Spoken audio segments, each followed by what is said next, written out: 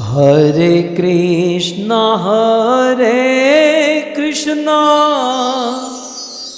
कृष्णा कृष्णा हरे हरे, हरे राम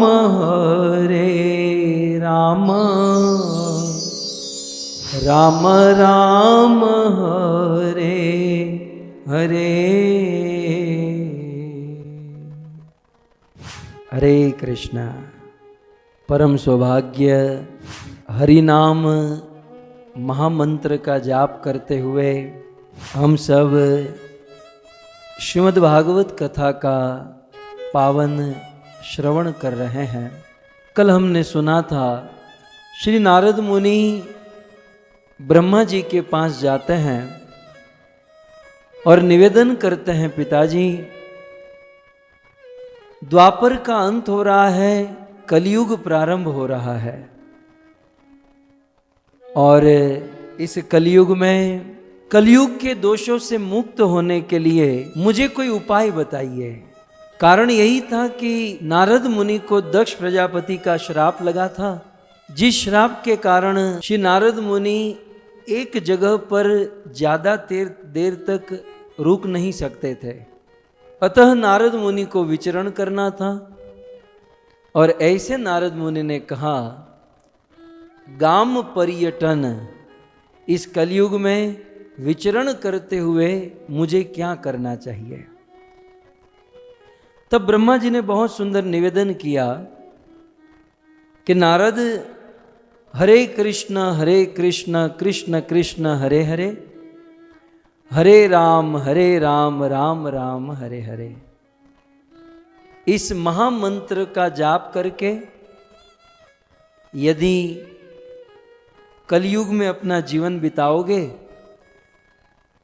तो किसी भी प्रकार का क्लेश कलह तुम्हें नहीं सताएगा।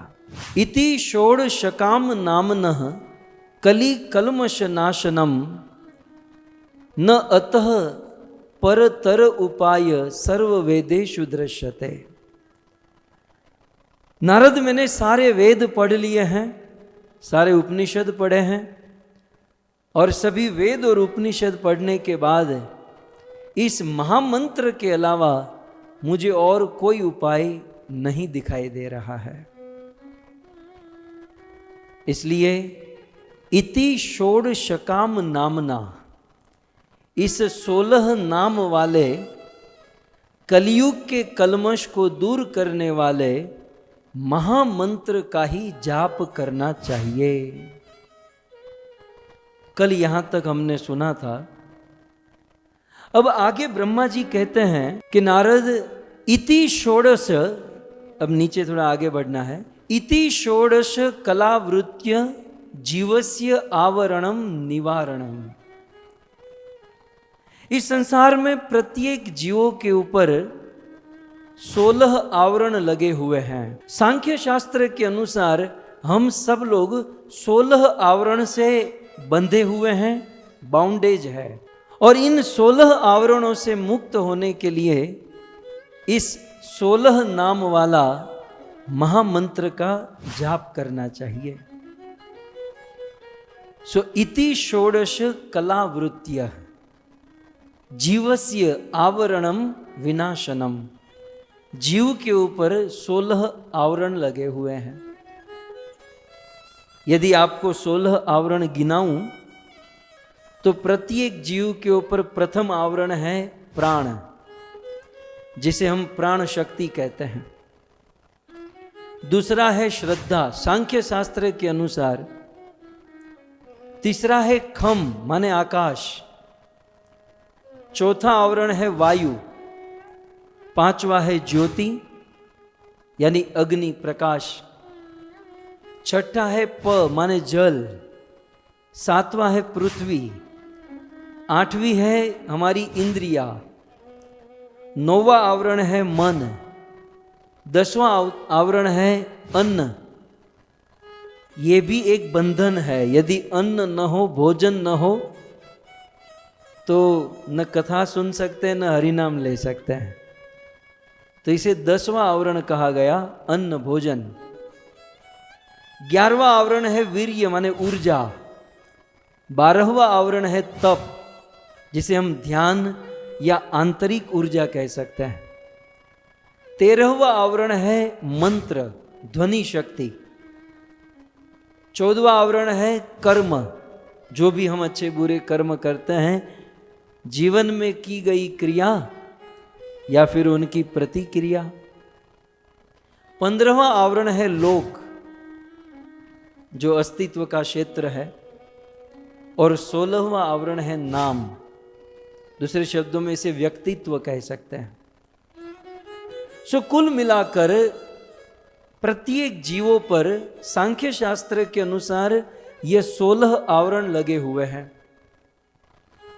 परंतु ब्रह्मा कहते हैं कि नारद इति इति षोडश कलावृत्य, यदि इस 16 नाम वाला महामंत्र का कोई जाप करता है तो जीवस्य आवरणम विनाशनम, तो जीव के ऊपर ये जितने भी आवरण है जो भगवत प्राप्ति में बाधा है, जो भगवत प्रेम में बाधा है, वो सारे आवरणों का विनाश हो जाएगा।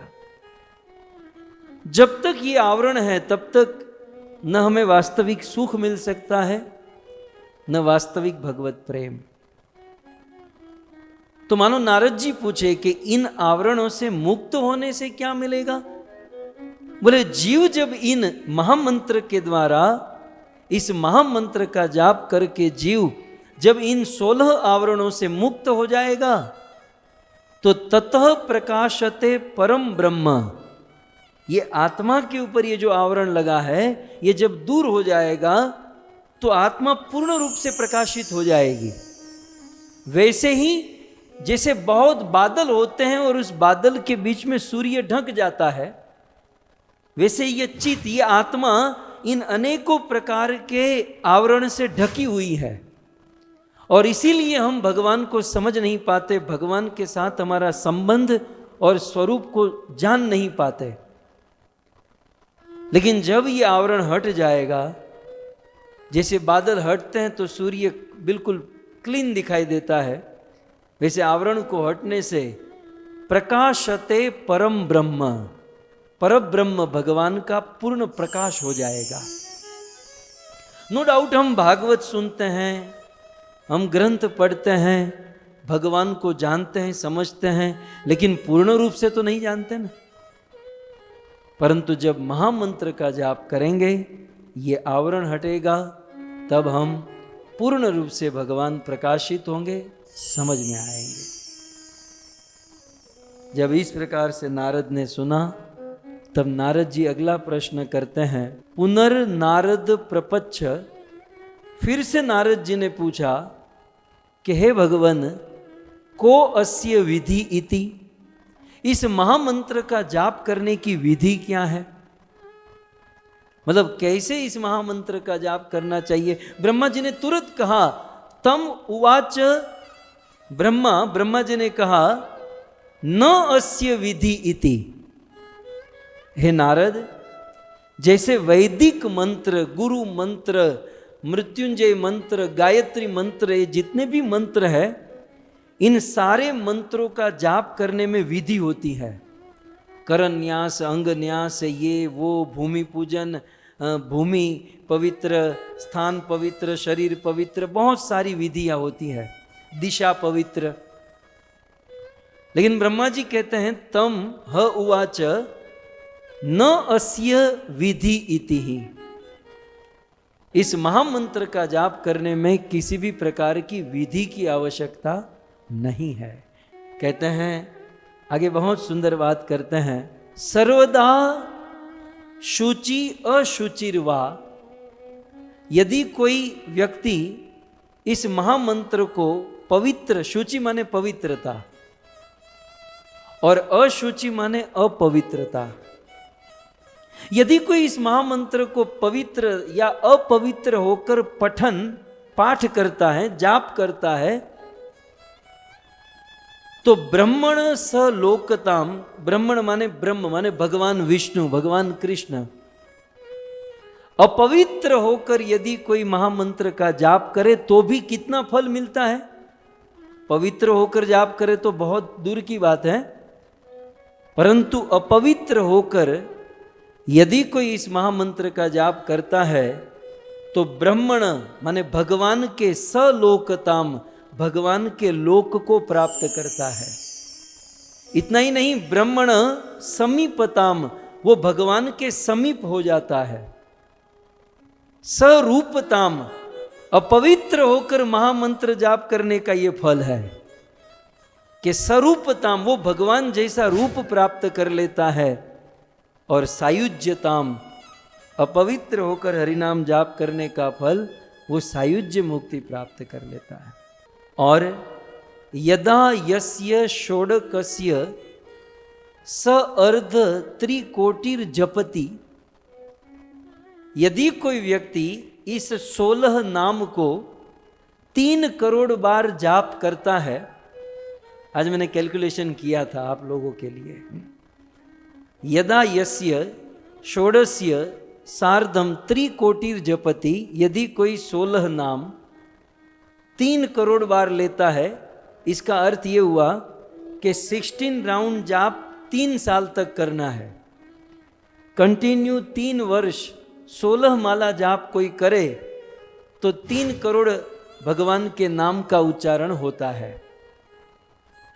सो यदा यस्य षोडस्य त्रिकोटिर जपति, यदि कोई 3 साल कंटिन्यू 16 माला जाप करता है तो तदा उस व्यक्ति को ब्रह्म हत्याम तरति, दूसरी लाइन में वो ब्रह्म हत्या जैसे पाप से भी मुक्त हो जाता है। 3 वर्ष यदि कोई इस महामंत्र का जाप करे तो वो ब्रह्म हत्या से भी मुक्त हो जाता है।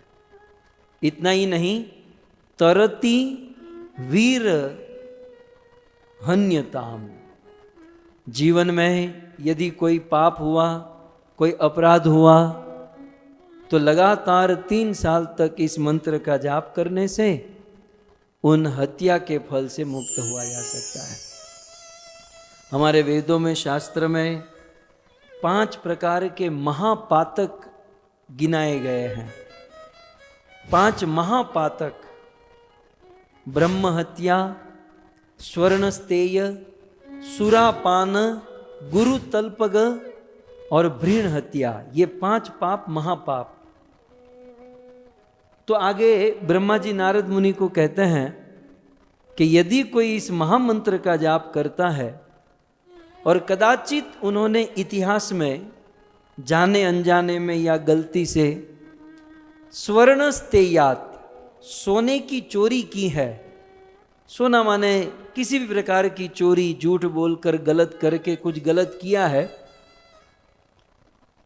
तो स्वर्णस्तेयात पूतो भवति, इस महामंत्र का जाप करने से स्वर्णस्तेयात, स्वर्ण की चोरी करने वाला, पूत, पूत माने पवित्र भवति, पवित्र हो जाता है। वृषलिगमनात् पूतो भवति, यदि किसी ने गुरु तल्पग, गुरु का अपराध किया है तो वो उससे भी पवित्र हो जाता है। सर्वधर्म परित्याग पापात सद्य शुचिताम्नुयात, इस महामंत्र का जाप करने से ब्रह्म हत्या, और अंत में कहते हैं सद्यो मुच्यते मुच्यते इति उपनिषात, भ्रूण हत्या जैसे पाप से भी व्यक्ति मुक्त हो जाता है यदि कोई इस हरि नाम का जाप करता है। तो यह है महामंत्र की महिमा, जिसका श्रवण हम प्रतिदिन एक साथ मिलकर यहाँ पर कर रहे हैं। एक बहुत सुंदर प्रश्न आया है, भारत ओडिशा नया ग्रह से धरिंदर डाकुआ, अच्छा हुआ ए लगाया नहीं तो फिर सीधा डाकू हो जाता, डकुआ, डाकुआ। सो धरिंदर जी का प्रश्न है कि एकाग्र चित्त से माला कैसे करें, एकाग्र चित्त से माला कैसे करनी चाहिए। देखो, एकाग्र चित्त से माला करने के बहुत सारे फैक्टर हैं, बहुत सारी चीज़ों को ध्यान में रख सकते हैं। एक तो भोजन सात्विक हो तो चित्त एकाग्र होता है। फिर अच्छे से समय से सोना, समय से जगना हो तो चित्त एकाग्र होता है। और फिर एकाग्र चित्त रखने के लिए वैसे बहुत सारे कारण हैं, लेकिन सबसे बड़ा उपाय यह है कि यदि भक्तों की संगति में बैठकर हरि नाम का जाप करें तो चित्त एकाग्र हो जाता है। एकाग्र चित्त से माला कैसे करें, तो बहुत सारे फैक्टर काम करते हैं, लेकिन सबसे बड़ा फैक्टर यह है कि भक्तों की संगति में बैठकर माला जाप करेंगे तो चित्त एकाग्र होगा। कैसे? जब बहुत सारे भक्त एक साथ मिलकर हरि नाम जाप करते हैं तो होता क्या है, एक भक्तों को दूसरे भक्तों का सपोर्ट मिलता है। जैसे भक्ति जो है समुद्र के समान है, जैसे समुद्र में लहरें उठती हैं, वैसे हम सब के जीवन में भक्ति की लहरें उठती हैं। कुछ लोगों के जीवन में भक्ति की लहरें बहुत ऊपर हैं, कुछ लोगों की शांत हैं। कभी किसी की शांत है तो किसी की ऊपर है, कभी किसी के ऊपर किसी की शांत, वैसे ऊपर नीचे ग्राफ चलते रहता है। जब भक्तगण संगति में बैठकर, एसोसिएशन में रहकर, भक्तों के साथ बैठकर हरि नाम जाप करते हैं तो मानो हमारा ग्राफ नीचे है, हमारी भक्ति की लहर भावना नीचे है, चित्त एकाग्र नहीं, लेकिन दूसरे का हो रहा है तो उसका प्रभाव हमें मिलता है। और कभी हमारा चित्त लगा हुआ है और उनका नहीं लगा तो हमारा प्रभाव उनको मिलता है। तो एक दूसरे के प्रभाव के सपोर्ट से ही इस कलयुग में हम हमारे चित्त को अच्छे से एकाग्र कर सकते हैं।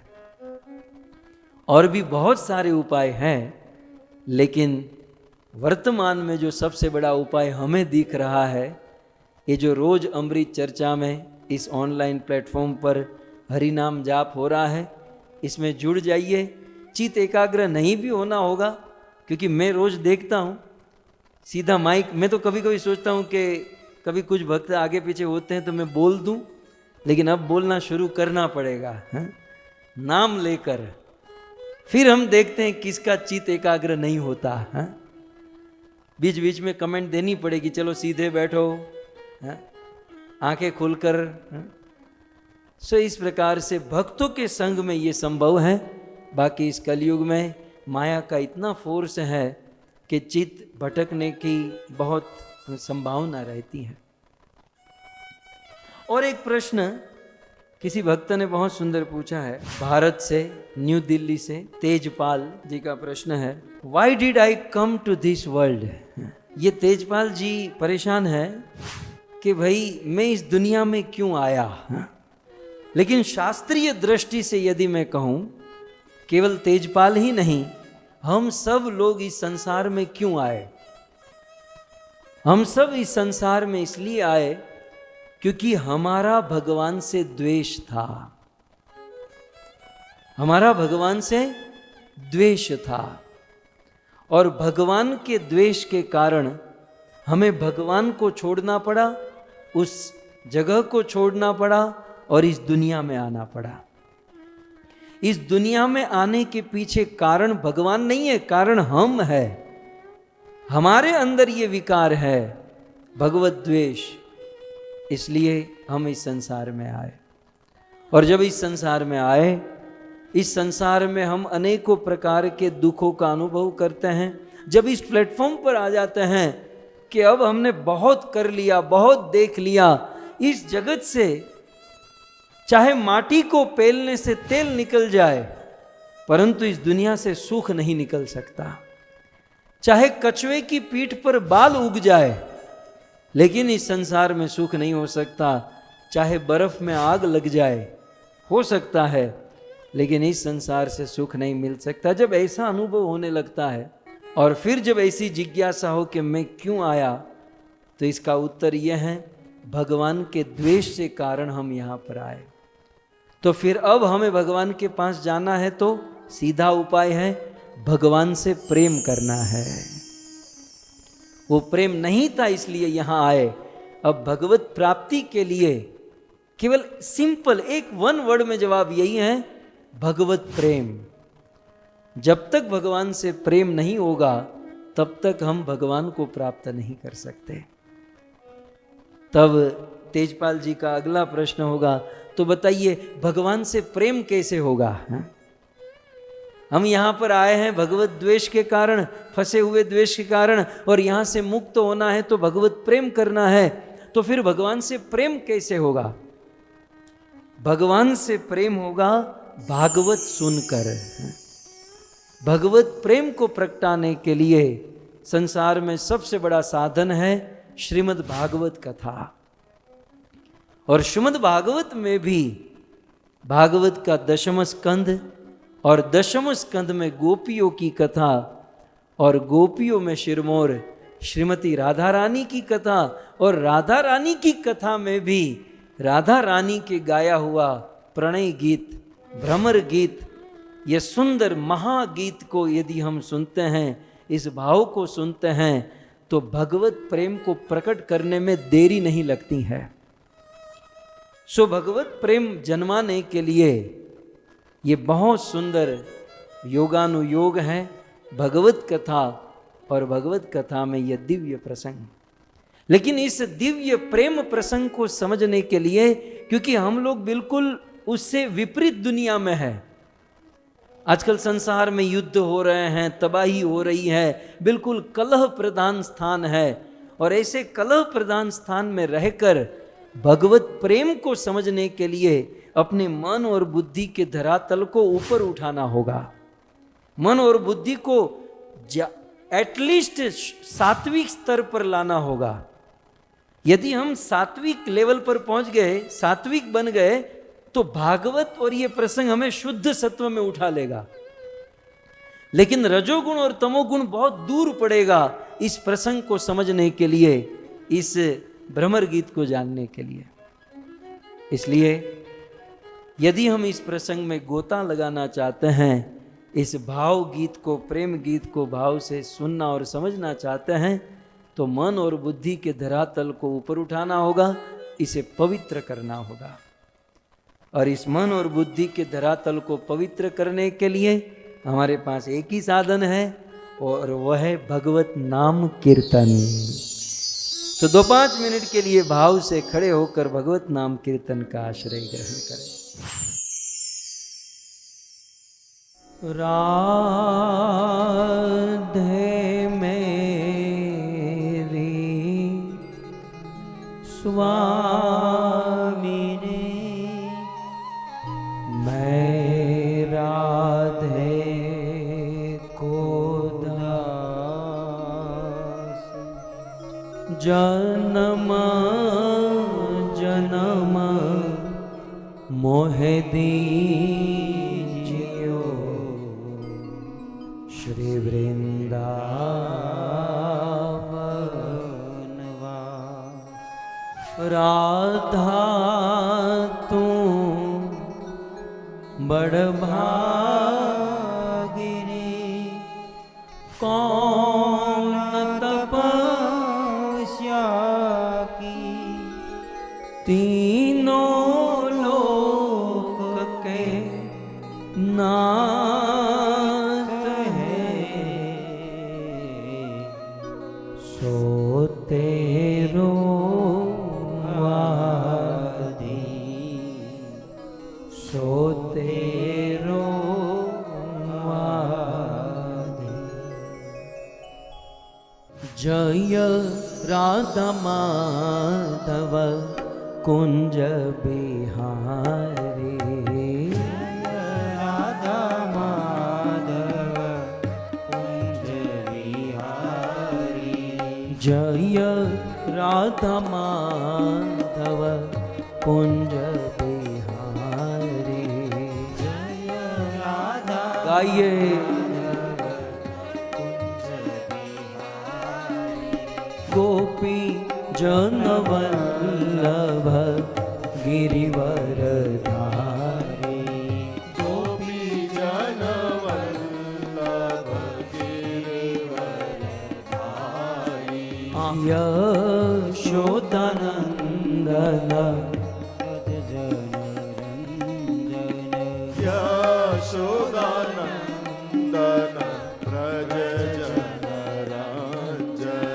यमुना तीर वनचारी यमुना तीर वनचारी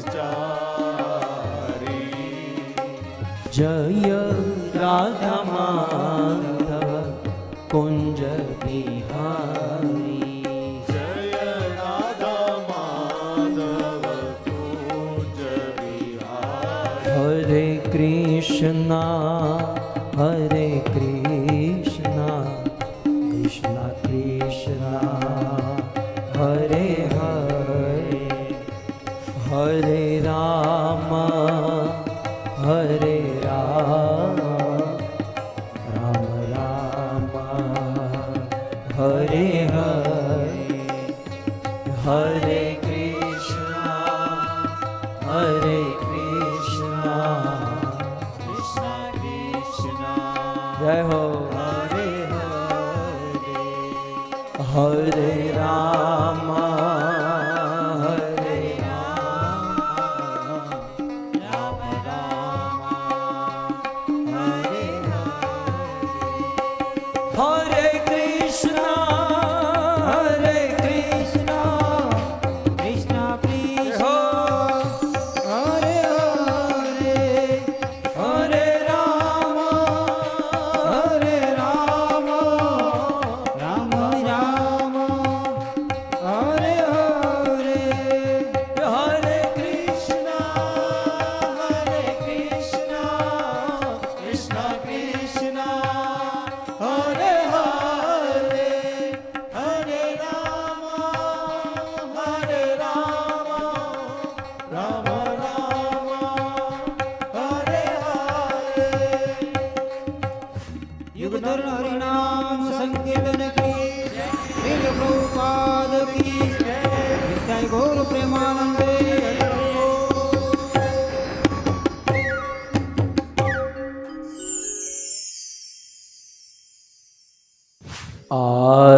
आराध्यो भगवान ब्रजेश तनय तद्धाम वृंदावन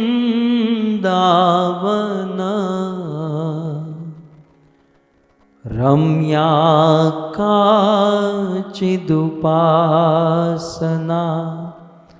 ब्रजबधो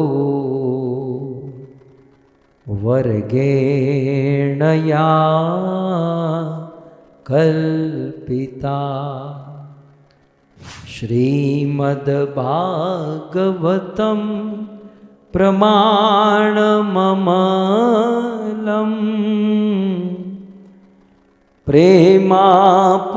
प्रेमापुमर्तो महान् श्रीचैतन्य महाप्रभो मतमिदम् तत्रादरो नः पर वंशी विभूषितकरा नवनीरदाभा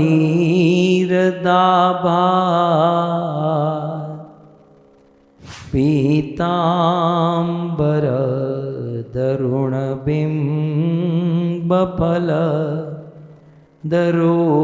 दरोष्ठात् पूर्णेन्दुसुन्दरमुखात्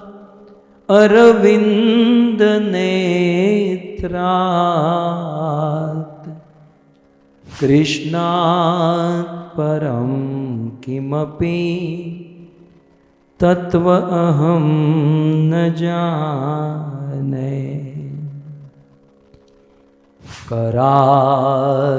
करारविन्दे न पदारविन्दम्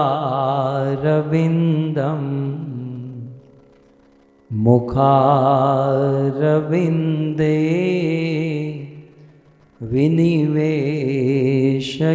विनिवेशयन्तम् वटस्य पत्र स्यपुटे शयानं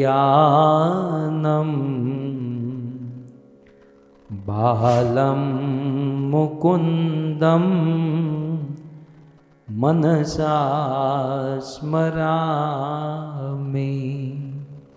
ॐ नमो भगवते वासुदेवाय।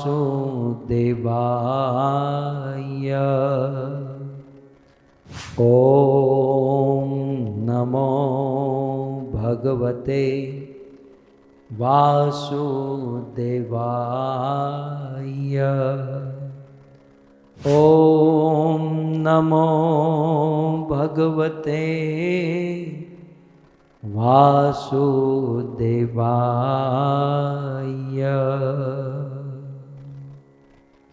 जय जय श्री राधा रमण, जय जय नवल किशोर, जय गोपी चित चोर प्रभु, जय जय माखन चोर, जय जय माखन चोर। श्री कृष्णचंद्र भगवान की, जगत गुरु शिल प्रभुपाद की। उपस्थित भगवत कथा अनुरागी पधारे हुए भक्त वृंद, इस सभा को परम सुशोभित करने वाले हमारे अंतर्राष्ट्रीय कृष्ण भावनामृत संघ इस्कॉन के वरिष्ठ भक्तगण, दूर दूर से, देश विदेश से, फेसबुक, यूट्यूब आदि के माध्यम से इस कथा का श्रवण करने वाले समस्त श्रोतागण एवं अपने भावपूर्ण हृदय से एक और मात्र एक भगवत प्रेम प्राप्त करने हेतु यह सुंदर भागवत कथा का आयोजन करने वाले श्री चतुर भाई और कमलाबेन पटेल का यह पूरा परिवार, जिनमें प्रमुख हैं राधा श्याम सुंदर प्रभु, सविता माता, भूमिका बेन,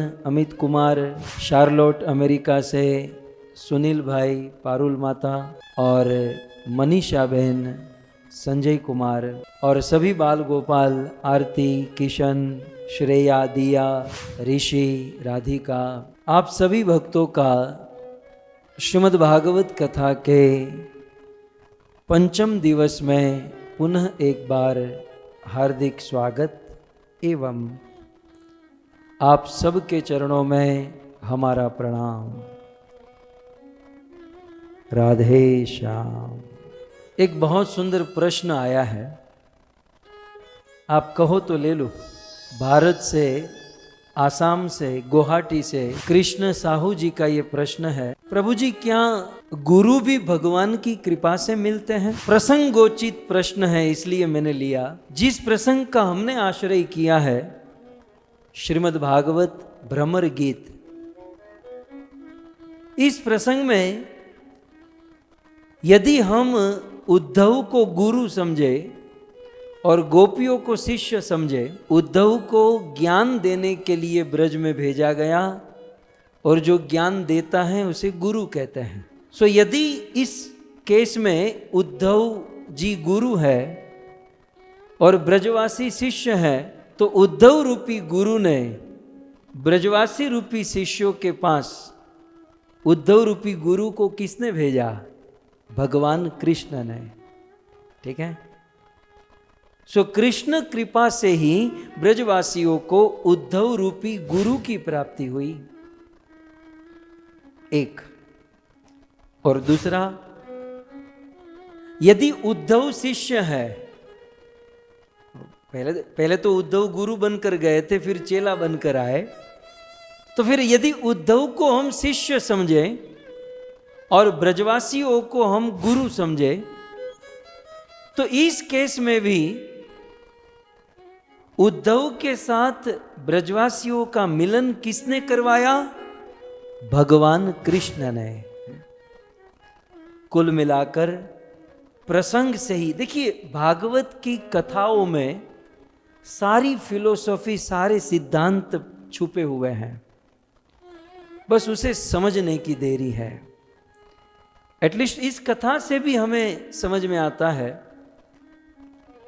कि भगवान की कृपा से ही गुरु की प्राप्ति होती है।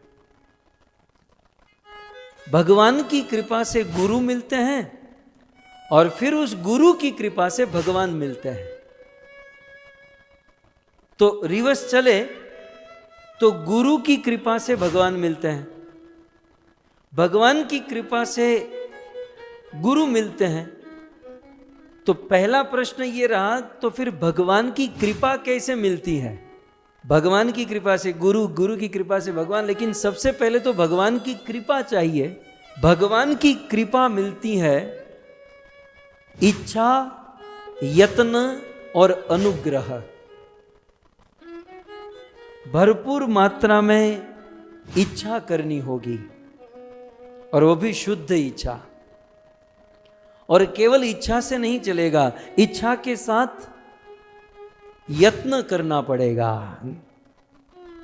इच्छा और फिर यत्न करना होगा, और फिर यत्न के बाद अनुग्रह, भगवान की कृपा होगी। और जब कृपा होगी तो गुरु की प्राप्ति होगी, गुरु से भगवान मिलेंगे। सो बहुत सुंदर उद्धव का आश्रय, ब्रज रस और श्रीमती राधा रानी के भावपूर्ण वचन को हम सब श्रवण कर रहे हैं। कथा के दौरान हम सब सुन रहे हैं कि ये कृष्ण के जितने भी भक्त हुए हैं ना, कृष्ण के सारे भक्तों को बहुत दुख सहन करना पड़ा है। दूसरे शब्दों में, कृष्ण के भक्तों के जीवन में जितना दुख देखा गया, उतना किसी के भक्तों के जीवन में नहीं देखा गया। दूर कहां जाना, कृष्ण के माता पिता को ही देख लीजिए।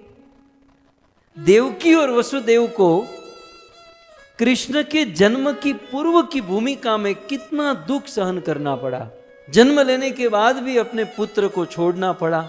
नंद और यशोदा 11 वर्ष के बाद कृष्ण का विरह, गोपियों को विरह, ब्रज के गोपों को विरह। और केवल ब्रज में ही नहीं, चाहे ब्रजवासी हो उनको भी दुख झेलना पड़ा, मथुरावासी हो उनको भी कृष्ण के विरह में रोना पड़ा, द्वारिका वासियों को भी कृष्ण के विरह में रोना पड़ा।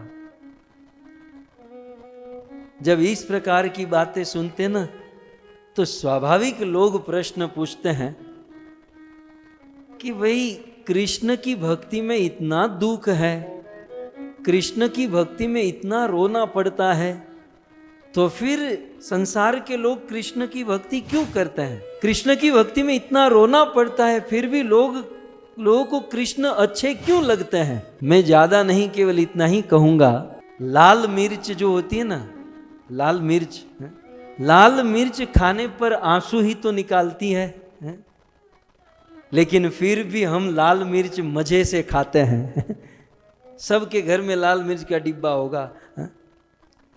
लाल मिर्च जो होती है वो आंसू ही बहाती हैं, आंसू ही निकालती हैं, लेकिन फिर भी लोग उसे मजे से लेते हैं।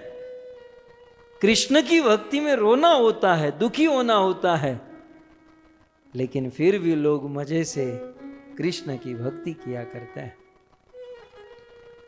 ऐसे भगवान श्री कृष्ण रसिक शेखर हैं, रसिक भगवान है। और श्रीमती राधा रानी ये बहुत सुंदर भ्रमर गीत, कृष्ण के विरह में एक भ्रमर को देखकर, उस भ्रमर को कृष्ण के द्वारा भेजा हुआ दूत समझकर उनके साथ वार्तालाप करती हैं। गोप्य उवाच मधुपकितव बंधो मां स्पृशांग्रिसपत्न्या मधुपकितव बंधो मां स्पृशांग्री सपत्न्या कुच विलूलित माला कुमकुम श्रुत भीर्न वहतु मधुपति स्तन मानिनी नाम प्रसादम वहतु मधुपति स्तन मानिनी नाम प्रसादम यदु सदसि विडम्ब्यं यस्य दूतस्वमीदृक् यदु सदसि विडम्ब्यं यस्य दूतस्वमीदृक्। इस प्रकार श्रीमती राधा रानी उस भ्रमर को दूत समझकर चर्चा कर रही है। और थोड़ा सा गहराई से इसे हम समझना चाहें तो हमारे गौड़ीय सिद्धांत को समझाने के लिए श्रीपाद रूप गोस्वामी और फिर जीव गोस्वामी ने षड संदर्भ लिखे हैं। षड संदर्भ बड़ी भारी रचना है। हमारे जीव गोस्वामी तो दूसरे व्यास है। श्री वेदव्यास मुनि ने 4 वेद, 108 उपनिषद, 18 पुराण, रामायण, महाभारत मिलकर जितने श्लोक लिखे उससे ज्यादा श्लोक श्रीपाद जीव गोस्वामी ने लिखे। जीव हैं, उन्होंने अनेकों श्लोक। और जिस समय ये ब्रह्म मध्व गौड़ीय धारा खतरे में पड़ी उन्होंने 6 संदर्भ लिखे, षड संदर्भ। श्रीपाद रूप गोस्वामी और जीव गोस्वामी के द्वारा प्रीति संदर्भ, उन षड संदर्भ में एक संदर्भ है प्रीति संदर्भ। उस प्रीति संदर्भ में ऐसा कहा गया है कि जब प्रेम की उच्चतर सीमा होती है, उस प्रेम की उच्चतर सीमा में प्रिया के द्वारा प्रियतम के प्रति चित्र जल्प किया जाता है। प्रिया के द्वारा प्रियतम के प्रति चित्र जल्प। अब मैंने ये शब्द आपको 2 दिन पहले कहा था, चित्र जल्प, समझते हैं? हालांकि हम ये कंपैरिजन नहीं कर सकते, लेकिन अब मैं आपको क्या बताऊं, इसलिए थोड़े नीचे के धरातल पर आना होता है कि घर पर पति पत्नी होते हैं और पति पत्नी को कोई सेवा दे तो पत्नी वो सेवा करती है, लेकिन बोलते हुए, डांटते हुए, रोष करते हुए, क्रोध कर सेवा हो रही है, लेकिन वो जल्प हो रहा है। इसे कहते हैं चित्र जल्प। तो प्रीति संदर्भ में श्रीपाद रूप गोस्वामी और जीव गोस्वामी ने कहा कि 10 प्रकार के चित्र जल्प है। अब इसमें भी टाइप है, अब हम तो केवल एक ही जानते हैं। 10 प्रकार के चित्र जल्प। भागवत देखिए आप, ये 10 प्रकार के चित्र जल्प हैं और ये भ्रमर गीत में 10 श्लोक है। आप योग देखिए, राधा रानी ने ये गिन कर नहीं गाया था कि भाई मैं पहले ये गाऊंगी फिर दूसरा 10 श्लोक ही गाऊंगी। श्रीमती राधा के मुख से उस भंवरे के सामने 10 श्लोक निकले। ये भ्रमर गीत 10 श्लोक में है। प्रीति संदर्भ में रूप जी कहते हैं कि ये चित्र जल्प जो है ना 10 प्रकार का होता है। अच्छा, 10 प्रकार के चित्र जल्प कौन से? प्रीति संदर्भ का श्लोक मैं आपके सामने प्रस्तुत कर रहा हूं, आप देख सकते हैं। चित्र जल्पो दशांगोयम प्रजल्प परिजल्पितः विजल्पो जल्प संजल्पा अवजल्पोपजल्पितम् आलभ्य प्रतिजल्पश्च आजल्प प्रतिजल्पश्च सुजल्पश्चेति कीर्तितः आजल्प प्रतिजल्पश्च सुजल्पश्चेति कीर्तितः। हमारे पूर्ववर्ती आचार्यों ने पाथीए पाथीए तेल नाખ્યું છે प्रभु। एक एक पॉइंट को बहुत सूक्ष्म दृष्टि से, और मैं आपको गारंटी के साथ कहूं, ब्रह्म मध्व गौड़ीय धारा में शास्त्र के सिद्धांतों को जितना सूक्ष्म दृष्टि से प्रस्तुत किया गया है दुनिया में कहीं नहीं।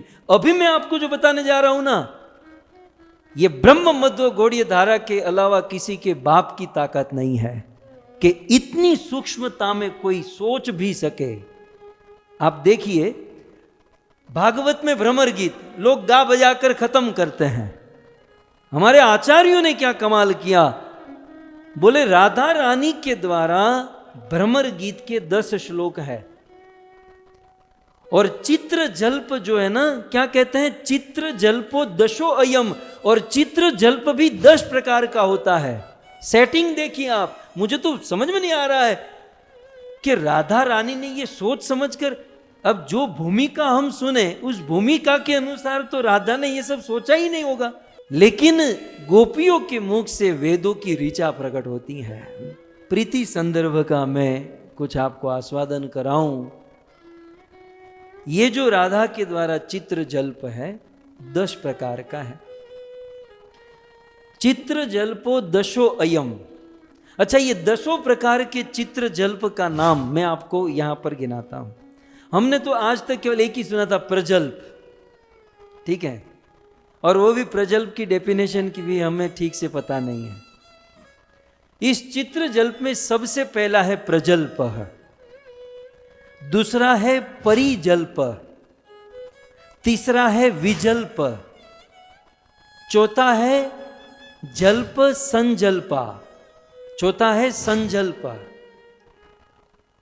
पांचवा है अवजल्प, छठा है अपजल्प, सातवां है आजल्प, आठवां है प्रतिजल्प, नौवां है सुजल्प, और बीच में एक छूट गया। कुल मिलाकर ये 10 जल्प है। अच्छा, और एक मजे की बात देखिए, कुल मिलाकर ये चित्र जल्प 10 प्रकार के हैं, और राधा रानी ने भ्रमर गीत में 10 श्लोक बोले हैं, तो ये 10 श्लोक में एक एक जल्प प्रकट होता है। जैसे कि यहां पर आप देखते हैं कि 10 प्रकार के चित्र जल्प, पहला कौन सा है, प्रजल्प। तो भ्रमर गीत के प्रथम श्लोक में प्रजल्प प्रकट हुआ, भ्रमर गीत के दूसरे श्लोक में परिजल्प प्रकट हुआ, दूसरे प्रकार का। भ्रमर गीत के तीसरे श्लोक में तीसरा विजल्प प्रकट हुआ, भ्रमर गीत के 5वें श्लोक में जल्प प्रकट हुआ, 6ठे श्लोक में संजल्प प्रकट हुआ, 7वें श्लोक में अवजल्प प्रकट हुआ, 8वें श्लोक में अपजल्प प्रकट हुआ, फिर 9वें श्लोक में आजल्प प्रकट हुआ, और 10वें श्लोक में प्रतिजल्प प्रकट हुआ, और फिर सुजल्प। सो कुल मिलाकर भ्रमर गीत के 10 श्लोक में 10 जल्प प्रकट हुए हैं। अब मैं आपको थोड़ा सा प्रथम जल्प के विषय में कहूं। प्रथम जल्प है प्रजल्प। अब आचार्य की दृष्टि देखिए, अब एक एक जल्प की डेफिनेशन है। प्रजल्प किसे कहते हैं? प्रजल्प की डेफिनेशन है असूयेर्षा मद युजा यो अवधीरण मुद्रया प्रियस्या कैशलोद्वार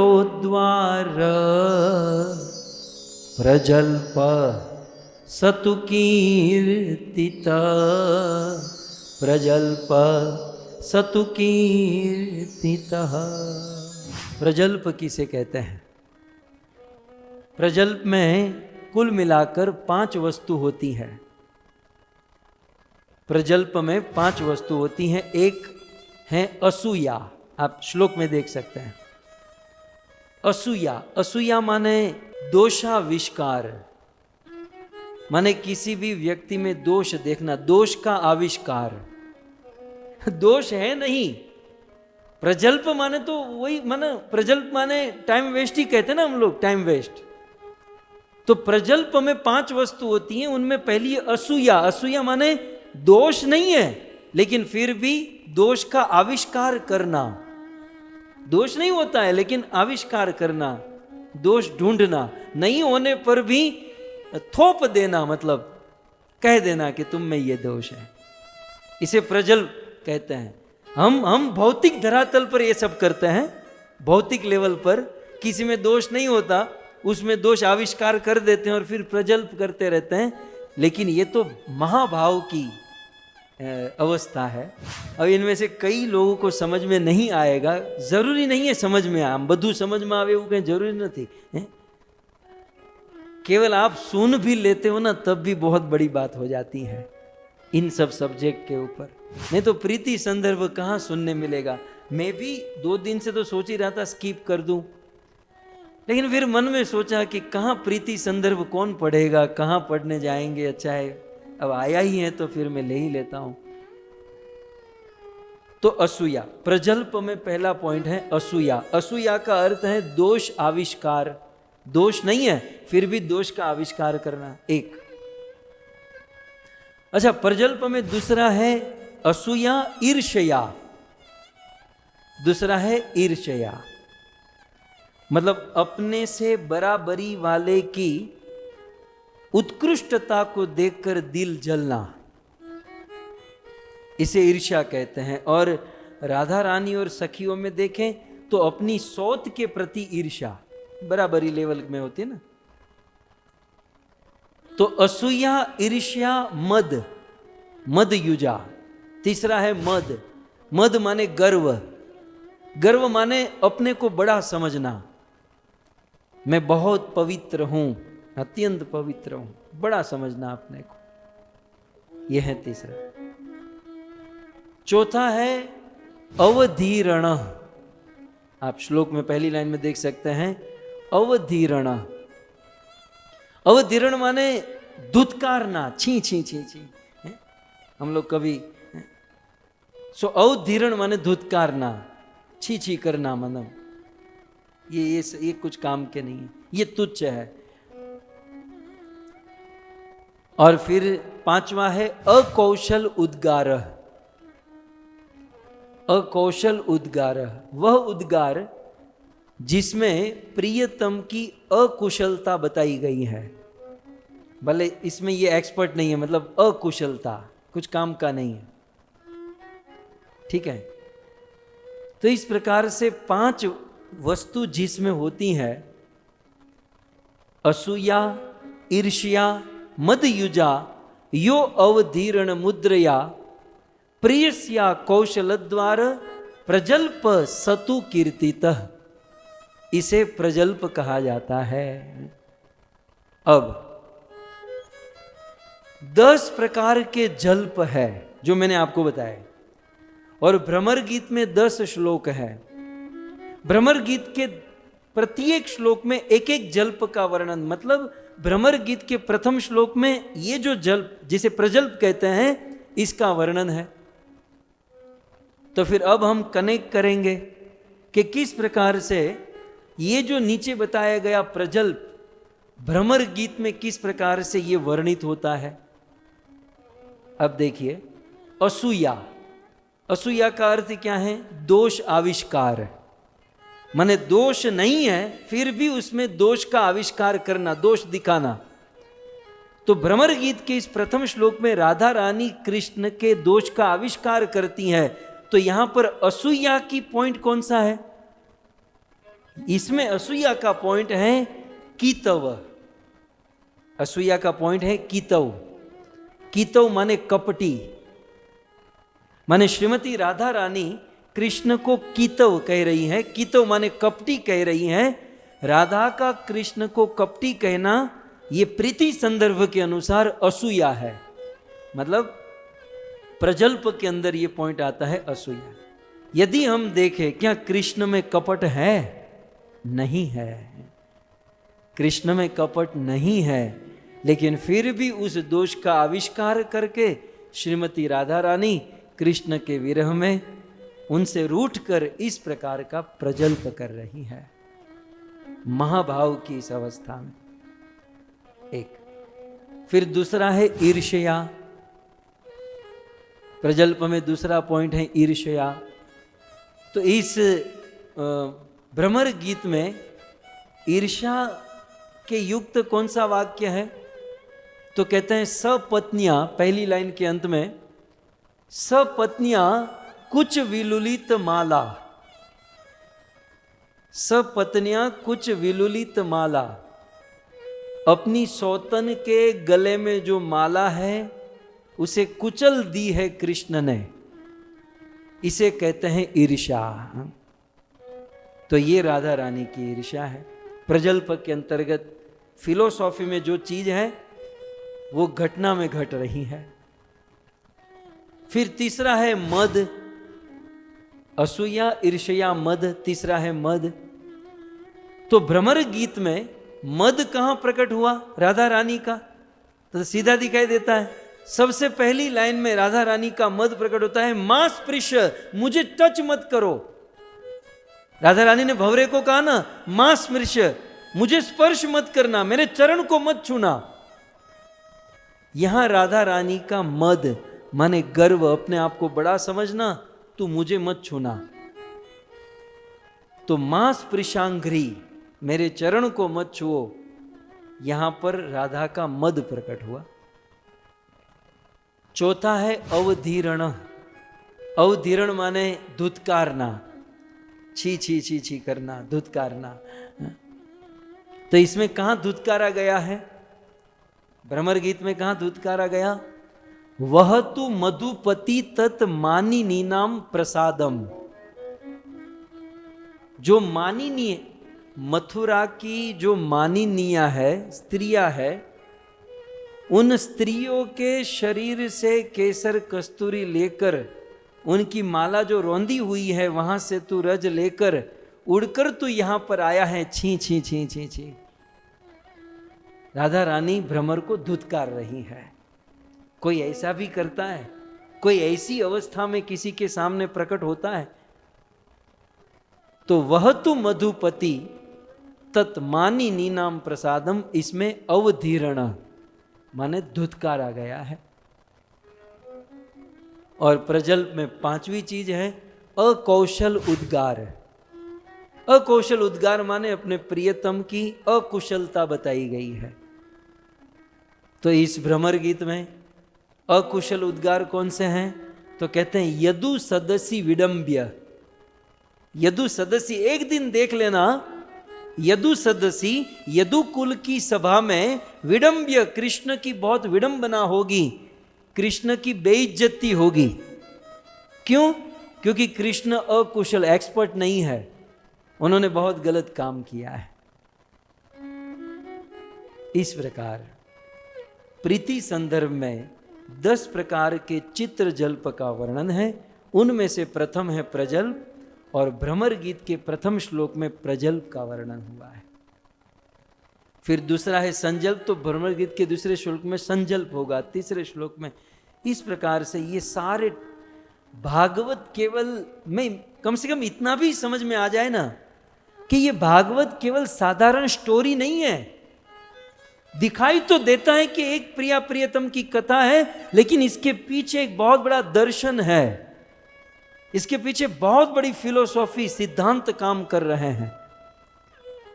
यदि इन सिद्धांतों को यदि हम समझे तो फिर प्रेम, क्योंकि ये प्रेम और भक्ति जो है ना, वो सिद्धांत की नींव पर खड़ी होती है। हमारी नींव जितनी मजबूत होगी उतनी प्रेम और भक्ति हमारी मजबूत होगी।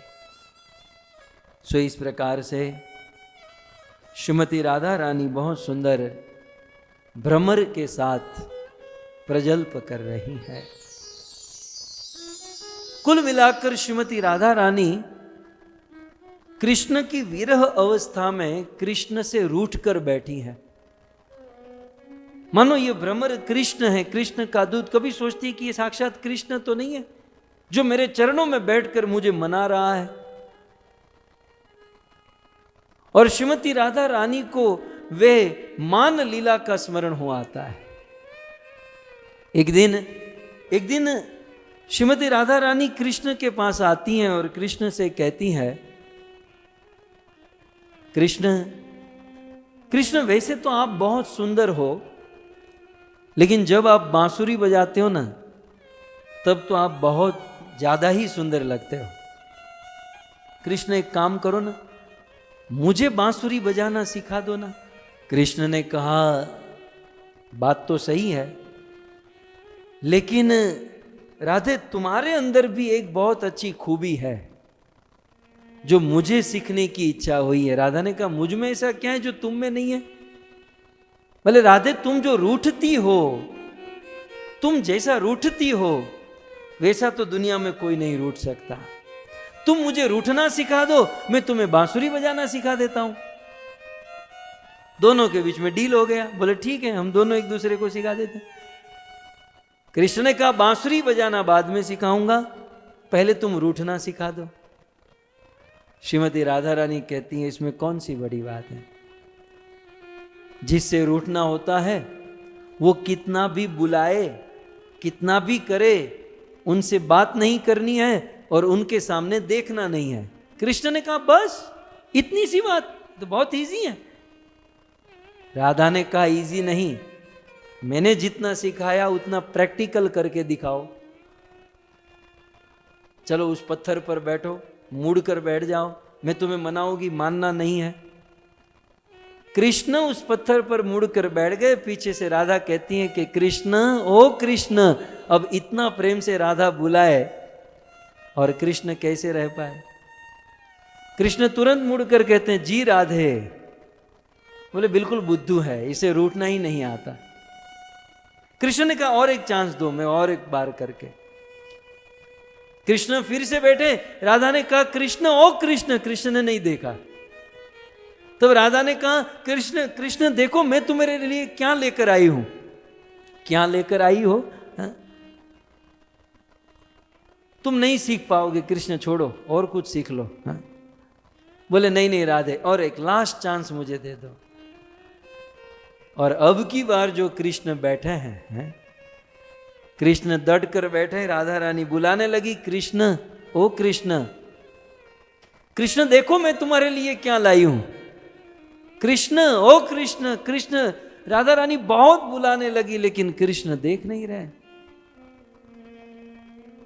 और जब राधा रानी ने बहुत बार बुलाया, कृष्ण ने मुड़कर नहीं देखा, तब राधा को संभ्रम हुआ कि कृष्ण वास्तव में मुझसे रूठ गए हैं।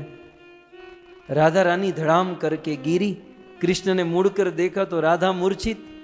कृष्ण दौड़कर राधा के पास आए और कहते हैं कि जब ठीक से नहीं कर रहा था तो मुझे डांट रही थी, और जब मैं ठीक से करने लगा तो गुरुजी मूर्छित हो गए।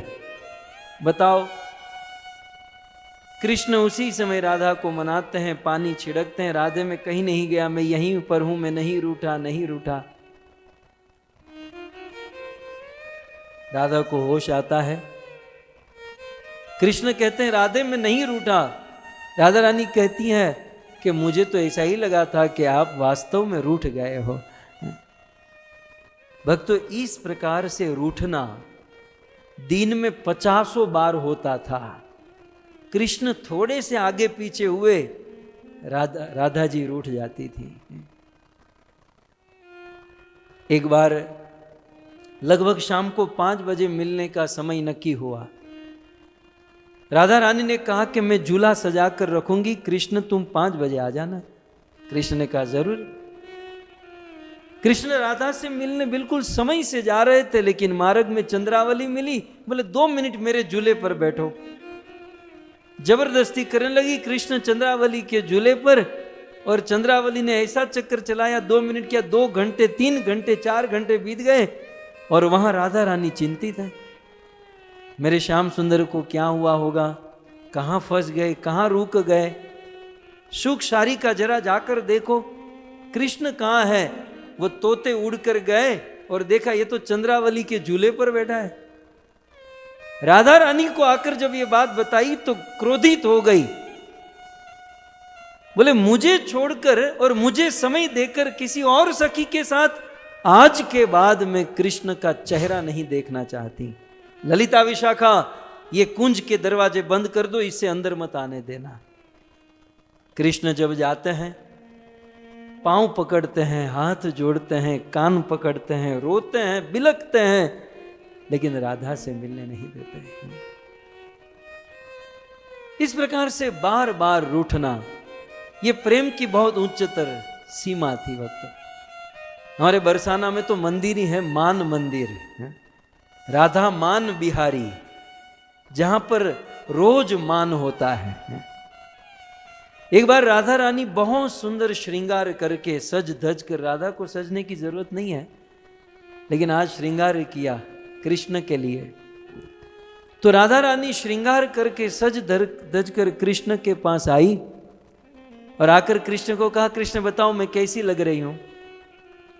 अब ये थोड़ी राम है कि सीधा बोल देंगे बहुत अच्छा, ये तो टेढ़ा सरकार है ना, तो इन्हें तो उपाड़ कहां से किया पता है, बोले राधे क्या बताऊं, शब्द नहीं है मेरे पास। ये तुम्हारा मुख जो है बिल्कुल चंद्रमा के समान चमक रहा है, ये तुम्हारे कपाल में जो बिंदी लगी हुई है वो भी चंद्रमा के समान लग रही है।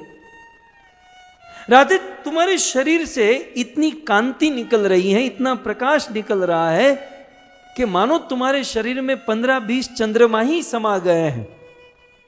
अब बेचारे ने 2-3 बार चंद्रमा चांदनी किया, तो राधा रानी को लगा कि नक्की चंद्रावली से मिलकर आया है। इसके मुख पर चांदनी और चंद्रमा क्यों निकल रहा है। राधा रानी रूठ गई। बरसाने की ये लीला मानगढ़। अब रूठ कर बैठ गई। कृष्ण हाहा करता हूं, मैं तुम्हारे पांव पड़ता हूं, राधे मैं किसी से मिलकर नहीं आया, मुझे क्षमा कर दो। लेकिन राधा मानती नहीं है। कृष्ण मयूर बनकर नाचते हैं, नृत्य करते हैं, अपना सारा प्रयास करते हैं, लेकिन राधा रानी मानती नहीं। अंत में ललिता विशाखा के पास जाते हैं, राधा को कोई मनाओ।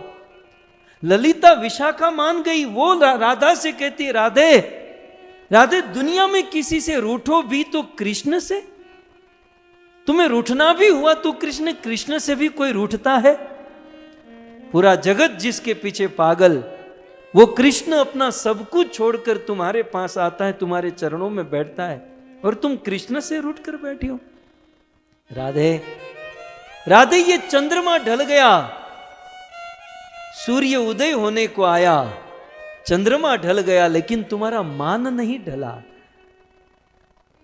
तब भगवान श्री कृष्ण, ये भ्रमर गीत के प्रथम श्लोक के संदर्भ में लिखा गया है, इसलिए मैं कह रहा हूं। तब भगवान श्री कृष्ण श्रीमती राधा रानी के सामने कुछ इस प्रकार का जिक्र करते हैं।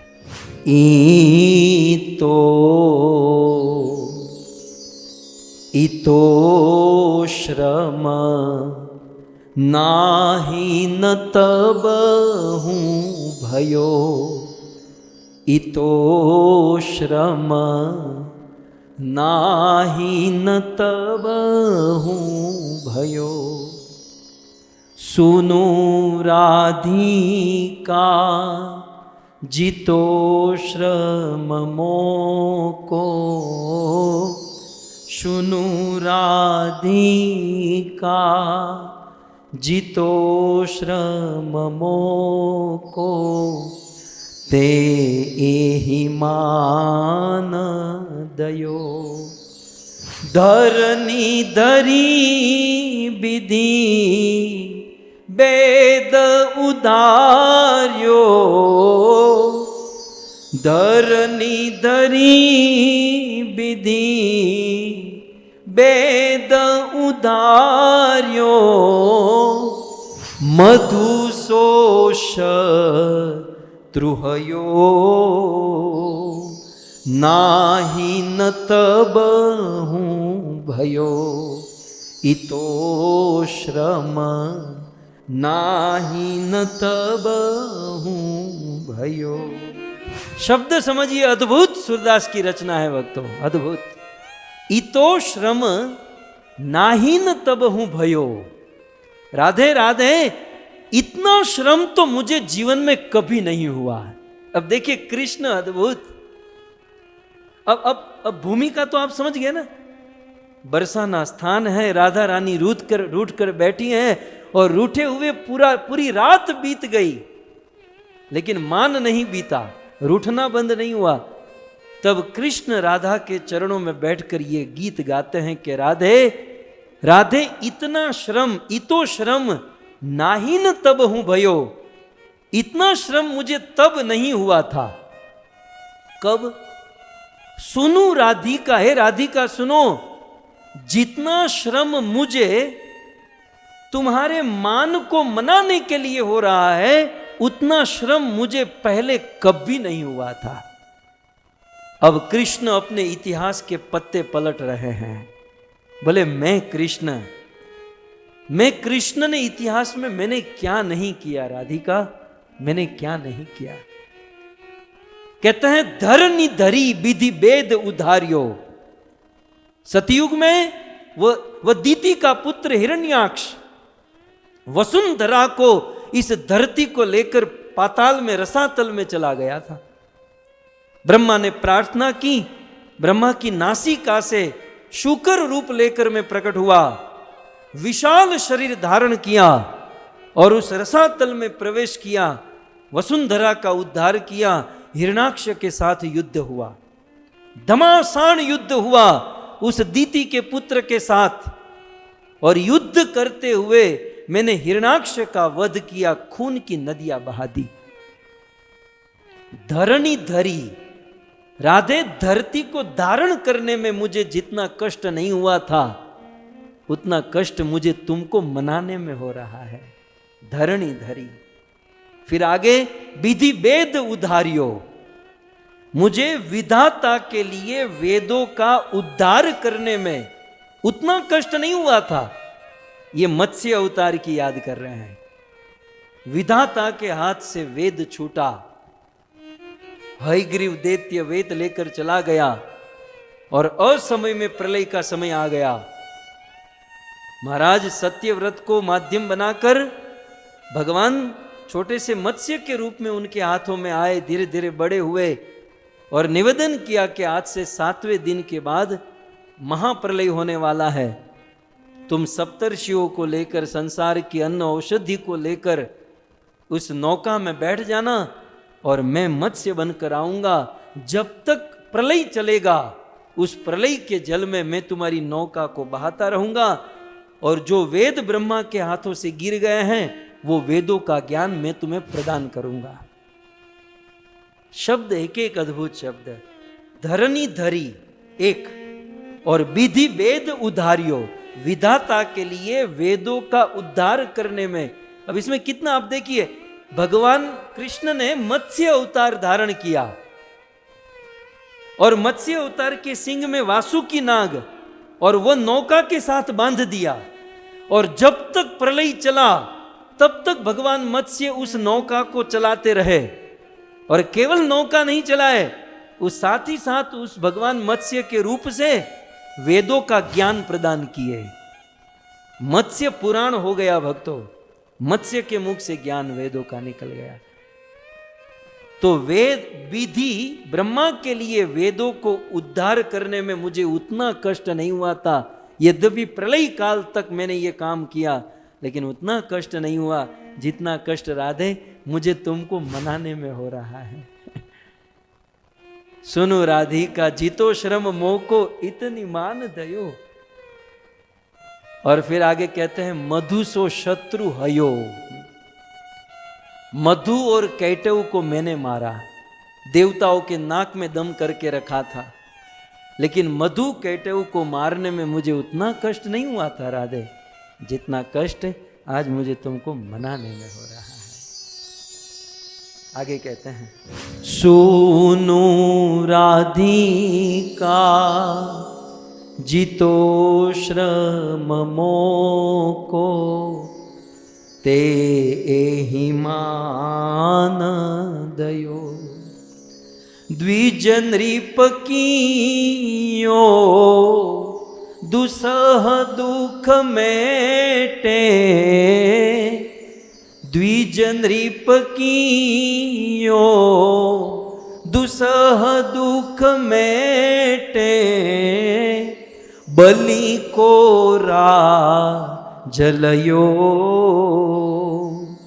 नाही न तब हूँ भयो इतो श्रम नाही न तब हूँ भयो इतो श्रम नाही न तब हूँ भयो।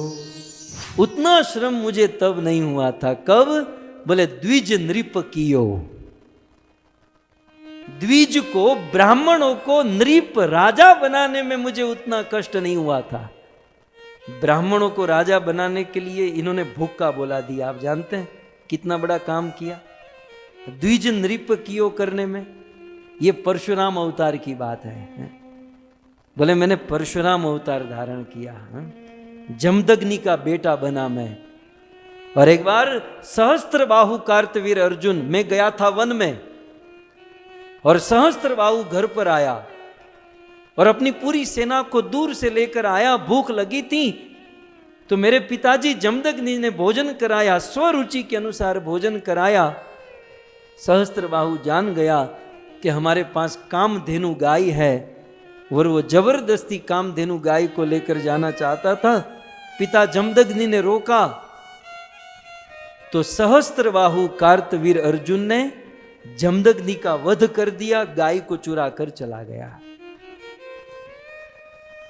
और परशुराम जी जब वन से लकड़े काट कर आए तो दूर से उन्होंने अपनी माता रेणुका, परशुराम जी की मां, जमदग्नि की पत्नी रेणुका को रोते हुए देखा और छाती पीटते हुए देखा। 21 बार गिना परशुराम जी ने, मेरी मां ने 21 बार छाती पीटी है। इतना ही कहा, मां क्या हुआ? बोले सहस्त्रबाहु। अब ये सहस्त्रबाहु कोई साधारण नहीं, ये वो सहस्त्रबाहु है जिन्होंने रावण को 6 महीने तक अपनी बगल में दबा कर रखा था। मच्छर की तरह रावण को पकड़ लिया था सहस्त्रबाहु। भगवान दत्तात्रेय को प्रसन्न करके 10,000 भुजा प्राप्त किया था और किसी से मर नहीं रहा था। परशुराम जी वन में लकड़े काटने गए, हाथ में फरसू था, उसी फरसू को लेकर निकल पड़े।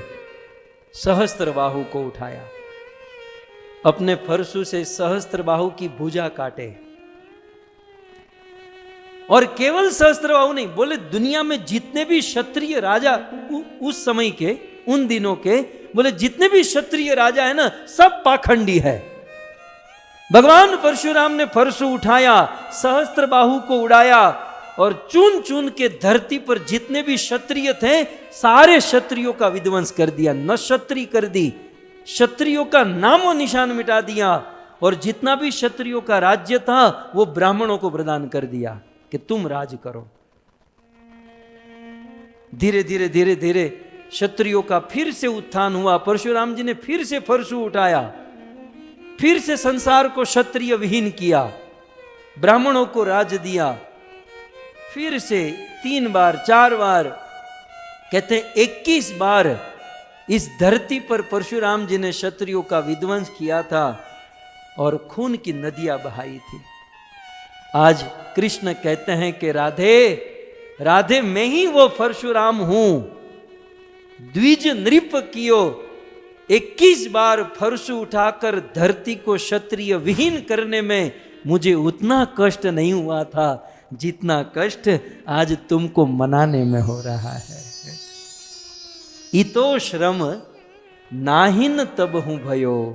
ये जो श्रम है ना, मुझे उस समय नहीं हुआ था जितना मुझे आज हो रहा है। द्विज निप कियो दुसह दुख मेटे, बलि को राज लयो। अदिति के हृदय में बड़ा दुख था और उनके दुख को दूर करने के लिए केवल एक ही उपाय था कि बलि महाराज से स्वर्ग भीख मांगे और इंद्र को प्रदान कर दे। राधे तू जानती है, एक सज्जन आदमी के लिए किसी पराये आदमी से भीख मांगना ये कितना कठिन होता है। एक जेन्युइन, एक सज्जन आदमी को किसी से 1 रुपया भी मांगना होता है तो कितना दिल भारी हो जाता है। एक कपटी लोगों का तो वो तो किसी से भी कुछ भी मांग लेता है, लेकिन जो सज्जन है वो किसी से मांग नहीं सकता। और कृष्ण से बड़ा सज्जन कौन? इस दुनिया का बादशाह भिखारी बनकर बलि के द्वार पर गया। आप विचार कीजिए, उस दिन हमारे कृष्ण को कितना कष्ट हुआ होगा। आपको किसी घर पर भीख मांगने भेजा जाए, कौन करेगा ये काम? कौन करेगा? लेकिन भगवान ने किया अपने भक्त के लिए, बलि के द्वार पर भीख मांगे। राधे, मुझे बलि से भीख मांगने में उतना कष्ट नहीं हुआ था, हालांकि ये मेरी फितरत नहीं है भीख मांगना, लेकिन फिर भी मैंने बलि से भीख मांगी। लेकिन उस समय मुझे उतना कष्ट है, मैंने 2 कदम में ब्रह्मांड को नाप दिया। 1 कदम से पृथ्वी के नीचे अतल वितल तलातल पाताल रसातल, दूसरे कदम से पृथ्वी के ऊपर जनलोक महरलोक तपलोक सिद्धलोक ब्रह्मलोक। 2 कदम में तो पूरे ब्रह्मांड का भरड़ा कर दिया मैंने। लेकिन उस समय भी मुझे उतना कष्ट नहीं हुआ था जितना कष्ट इतो श्रम नाही न तब भयो, जितना मुझे तुमको मनाने में हो रहा है। मैं तो कल्पना करता हूं वो दृश्य क्या होगा। राधा रूठ कर बैठी है, कृष्ण चरणों में है, और ये गाते हुए कृष्ण राधे को मनाते हैं। आगे कहते हैं, सुनु राधिका जितो श्रम मोको, ते एहि मान दयो, तोर्यो धनुष, तोर्यो धनुष, स्वयंवर कीनो, तोर्यो धनुष, स्वयंवर कीनो, रावण अजीत जयो, नाही न तबहु भयो, इतो श्रम नाही न तबहु भयो, इतो श्रम नाही न तबहु भयो। तोड़ू है।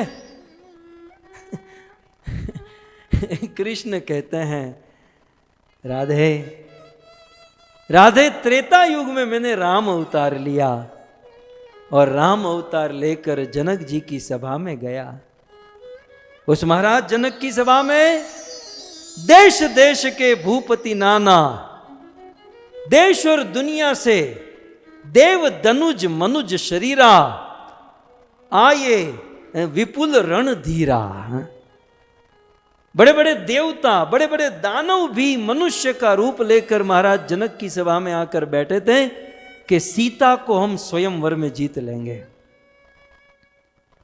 और महाराज जनक के मंत्री ने कह दिया, देखो करना केवल इतना है कि शिव जी का धनुष है पिनाक, और ये पिनाक पाणी धनुष शिव जी का, इसे उठाना है, इस पर प्रत्यंचा चढ़ानी है। जो राजा इसको उठाकर प्रत्यंचा चढ़ाएगा, सीता जिसकी कोई जोड़ नहीं है, जिसका कोई जोटा नहीं है, ऐसी सीता उस राजा के गले में वरमाला डालेगी जो इस शिव धनुष को उठाएगा। और सारे राजा अपने मन में सोचने लगे कि मेरा चांस पहले होना चाहिए, मेरी बारी पहले होनी चाहिए। और जब 1 2 3 करके प्रतियोगिता प्रारंभ हुई, बड़े बड़े राजा अपनी मूंछ को ताव देकर, अपनी भुजा को ठोकते हुए, जंगा को ठोकते हुए धनुष के पास जाते। गोस्वामी जी कहते हैं कि लगता तो ऐसा था कि ये राजा अभी धनुष को खा जाएंगे। तम की दर ही धनु मूढ़ अति, उठ ही नृपति लजाई। राजा जाता था और उस धनुष को ऐसे उठाने का प्रयास करता था, लेकिन राजा जैसे धनुष को स्पर्श करता था, मानो धनुष उस राजा की शक्ति को खींच रहा हो, धनुष राजा की शक्ति को खींच रहा हो, ऐसा एहसास होने लगा। दूसरा राजा खड़ा हुआ, तीसरा राजा खड़ा हुआ, चौथा, पांचवा, छठा, लेकिन किसी से नहीं हुआ। जब एक एक राजा से धनुष नहीं उठा, પછી પાર્ટનરશિપમાં ધંધો ચાલુ કર્યો, પછી આમાં એવું જોઈએ ને, પછી એકથી ન થાય, બે જણા राजा ने समझौता किया कि हम दोनों उठाते हैं, एक बार उठ जाए फिर देख लेंगे सीता किसको रखना है। दो दो राजा खड़े हुए, फिर भी नहीं उठा, तीन तीन राजा, चार चार। गोस्वामी जी ऐलान करते हैं, भूप सहस दश, हे जी भूप सहस दश एक ही बारा, भूप सहस दश एक ही बारा, लगे उठावन टरही नटारा, बिगति न शंभु सरासन कैसे, कामी वचन सती मन जैसे। जैसे कामी लोगों के वचन की असर सती नारी के मन पर नहीं होती है, कामियों के वचनों की असर जो शुद्ध स्त्री सती नारी होती है उसके मन पर नहीं होती। ठीक उसी प्रकार इन कामी राजा महाराजाओं के शक्ति की असर उस शिव जी के धनुष के ऊपर नहीं हुई। 10-10 हजार राजाओं ने धनुष उठाया, 10,000 राजा, 20,000 हाथ, 1 2 3 करके जब उठाने का प्रयास किया, उठाने की बात तो दूर रही, 10,000 राजा मिलकर भी उस धनुष को तिल बार भी हिला नहीं पाए। और तब महाराज जनक क्रोध में आकर कहते हैं, बस अब ज्यादा उपहास न हो तो अच्छा है। मुझे पहले ही पता होता कि इस संसार में कोई वीर नहीं बचा, तो ऐसी प्रतियोगिता रखकर मैं मेरी बेटी को कुंवारी न रखता। मुझे तो ऐसा लगता है कि परशुराम जी का परशु चलने के बाद ये धरती वीरों से खाली हो चुकी है। अब जिस सभा में राम बैठे हो और राम का अनुज लक्ष्मण बैठा हो और कोई ऐसा कह दे कि इस संसार में क्षत्रिय नहीं बचे, वीर नहीं बचे, जनक जी थोड़ा सा ज्यादा बोल गए कि ये धरती वीर विहीन महिमे जानी, ये धरती का गोला वीरों से खाली हो चुका है। और इतना सुनते ही जैसे सर्प की पूंछ पर किसी का पांव आ जाए और फुफकार मार के खड़ा हो जाए, वैसे अनंत शेष का अवतार लक्ष्मण खड़ा, बस महाराज अब एक शब्द भी आगे मत कहना। जिस सभा में रघुकुल का 1 दिन का बालक भी बैठा हो ना, उस सभा में ऐसे शब्द बोलने की कोई हिम्मत नहीं करता। और आज इस सभा में सूर्यवंश शिरोमणि श्री राम बैठे और आप कहते हो कि वीर नहीं। अरे वीर आपने देखे ही कहां है, वीरों का भेटा ही कहां हुआ है। यदि मेरे बड़े भाई मुझे आज्ञा दे तो ये शिव धनुष तो क्या पूरे ब्रह्मांड को गोले की तरह उठा लूं और ऐसा पटकू के उस टुकड़े टुकड़े हो जाए। यदि मेरे बड़े भाई मुझे आज्ञा दे तो सुमेरु पर्वत को मूली की तरह उखाड़कर 100 योजन तक दौड़कर चला जाऊं। यदि मेरे भाई मुझे आज्ञा दे, लक्ष्मण जी बहुत बोले, और लक्ष्मण सकप वचन जही बोले, डग मगानी मही दिग्गज डोले।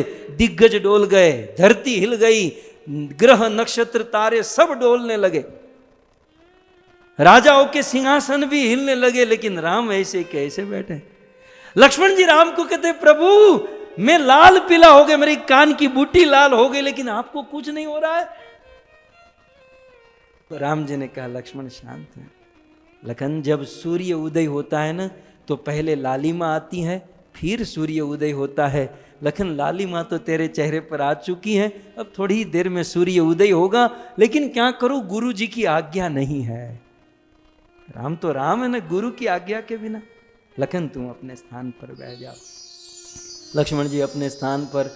विश्वामित्र ने देखा कि अब राम के अलावा कोई विकल्प नहीं है। उठहु राम भंजऊ भव चापा, मेटहु तात जनक परितापा। जनक का परिताप तोड़ो, सीता का वियोग तोड़ो और इन राजा महाराजाओं का अभिमान तोड़ो। राम जी उठे हैं, लेकिन गोस्वामी जी कहते हैं जैसे मानो उस सभा में एक छोटा सा सूर्य अपने आसन पर खड़ा हुआ।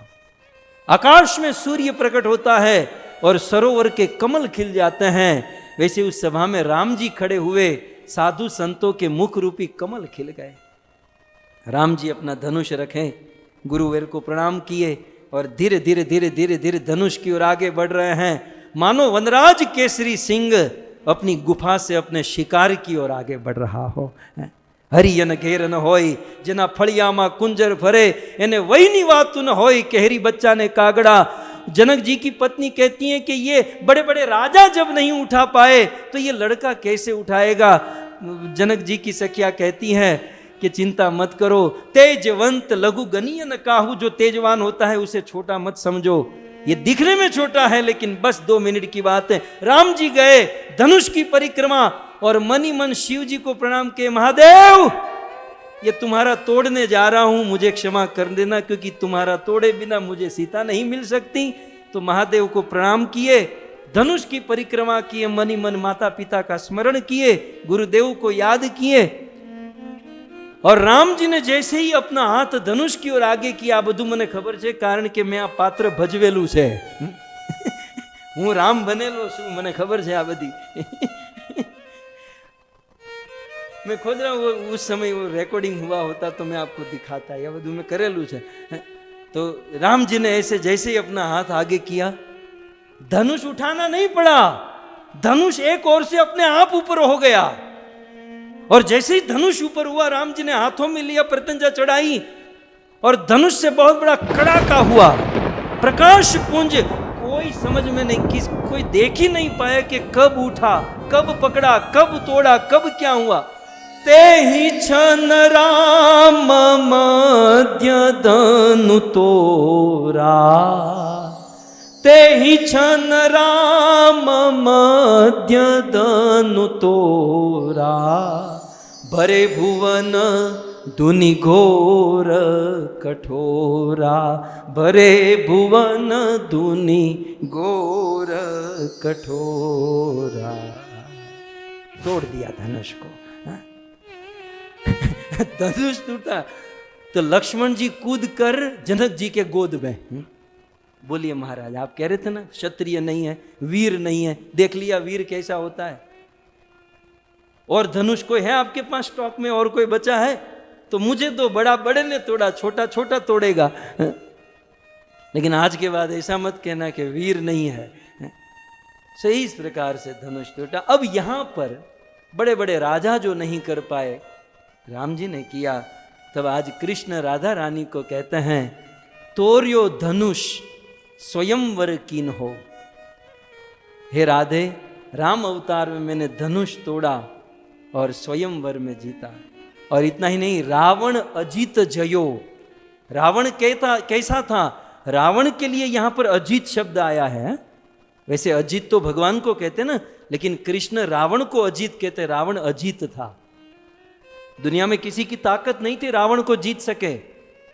चलत दशानन डोलती अवनी दशानन, रावण जब अपने बिस्तर से खड़ा होता था ये धरती कांपने लगती थी कि आज ये बंदा क्या करेगा। देवताओं की गर्भवती स्त्रियां प्रसव कर देती थी रावण के भय से। और ऐसे अजय रावण को जीत लिया।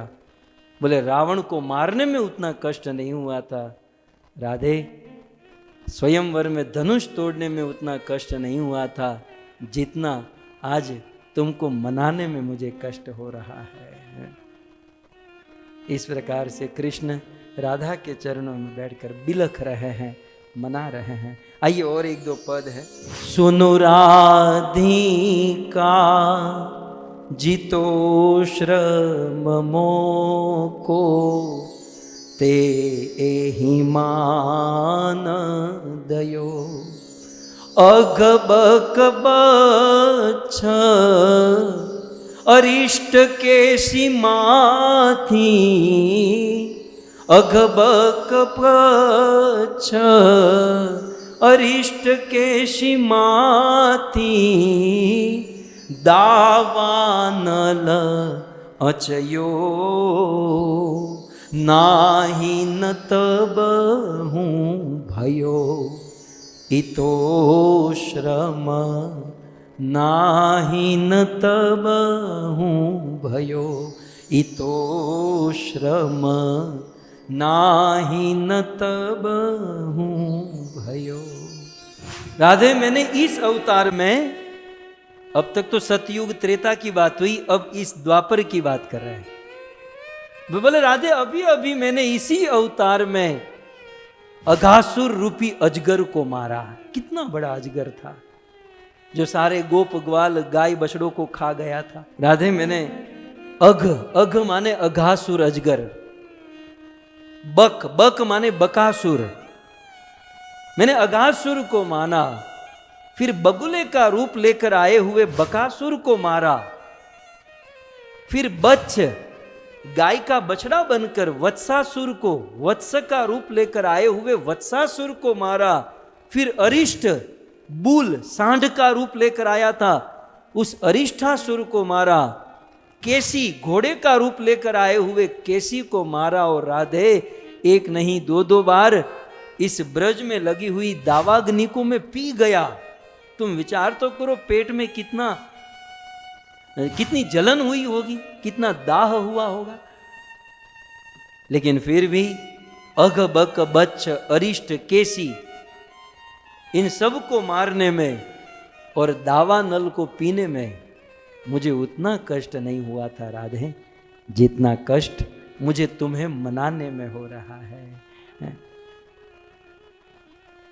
आगे कहते हैं सुनु राधिका जितो श्रम मोको ते एहि मान दयो तीय बपु धर्यो असुर सुर मोहे तीय बपु धर्यो असुर सुर मोहे जो जग जो नद्रयो नाही न तब हूँ भयो इतो श्रम नाही न तब हूँ भयो। हे राधे तीय तीय वपु धरियो, तीय का अर्थ होता है स्त्रीय। ये ब्रज भाषा है, सूरदास जी की भाषा है, ब्रज भाषा। तो तीय बपु धरियो बोले स्त्री रूप मैंने धारण किया था। एक तो मुझे स्त्री का रूप लेना यही बड़ा कठिन हो जाता है, और स्त्री वपु धर के असुर सुर मोहे, असुर और सुर को मोहना, ये बहुत बड़ा जॉब होता है। कितना प्लान, कितनी बुद्धि चलानी पड़ती है। और इतना ही नहीं, मैंने असुर और सुर, देव और दानव को तो मोह लिया, लेकिन जो परम विरक्त है ऐसे देवाधिदेव महादेव को भी मैंने मोह लिया, शिव जी को भी मोह लिया। अब विचार करो, मुझे इन सब को मोहित करने के लिए कितना दिमाग चलाना पड़ा होगा। लेकिन इतना इतना दिमाग चला कर भी मुझे उतना कष्ट, उतनी थकावट नहीं हुई थी जितनी राधे आज मुझे तुम्हें मनाने में हो रही है। राधे मान जाओ, मान जाओ। हाँ? आगे कहते हैं सुनु राधिका जितो श्रम मोको ते एहि मान दयो गुरु सुत मृतक जाय बे कारण सागर सोख लयो। हे राधे, मैं गुरुकुल में पढ़ने गया 64 दिन 64 कला। फिर गुरुदेव को कहा गुरु दक्षिणा में क्या चाहिए, तो गुरु माता ने कहा हमारे पुत्र की मृत्यु हो गई है, उस मरे हुए पुत्र को वापस ला दो। अब बताओ, मरे हुए को वापस लाना कितना कष्ट, कितना मतलब मेहनत करनी पड़ेगी। हमारे लिए तो इम्पॉसिबल है, लेकिन उस गुरु पुत्र को वापस लाने के लिए, क्योंकि माता जी ने कहा था कि वो समंदर किनारे स्नान करने गए थे, तो सीधी बात है कि वो समुद्र में डूब गया होगा। तो मैंने गुरु पुत्र को लाने के लिए समुद्र को सोख दिया, पूरे सागर को हता न हता कर दिया।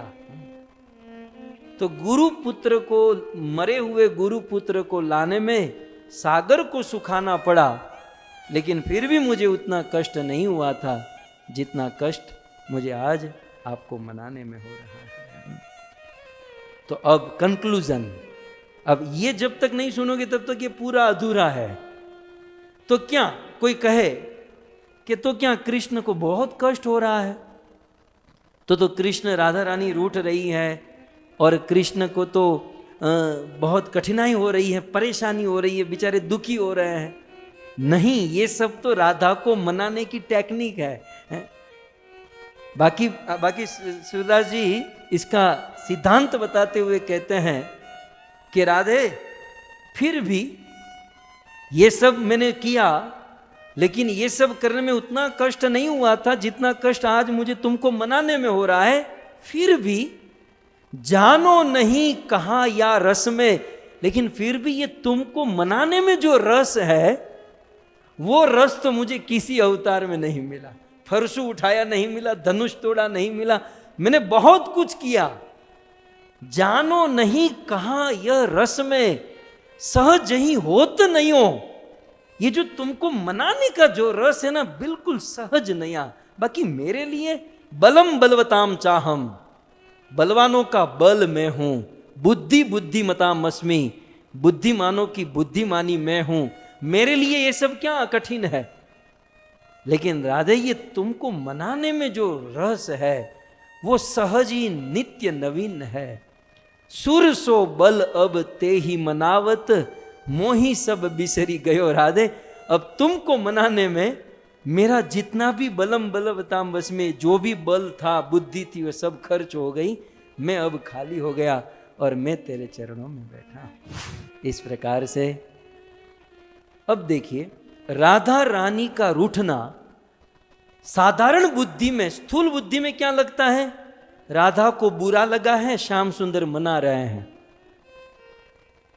एक्चुअल कारण यह है कि राधा इसलिए रूठी है ताकि कृष्ण खुश हो, क्योंकि कृष्ण को रूठी हुई पत्नी को मनाने में बड़ा आनंद है। कृष्ण के आनंद के लिए लीला अब कुछ समझ में आए तो इन बिगड़े धुए दिमाग में भरे अमृत के लच्छे हैं, पागल ही रहने दो, हम पागल ही अच्छे हैं। यदि साधना भक्ति से कुछ समझ में आज या जब भी आप सुनो आए, तो पॉइंट ये है कि राधा अपने लिए नहीं रूठी है, राधा का रूठना भी कृष्ण के लिए है। और चैतन्य चरितामृत का ये सिद्धांत है। प्रिया यदि मान करे, करे न भत्सन। प्रिया यदि मान करे, करे न भत्सन। वेद स्तुति है ते हवे, हरे मोर मना।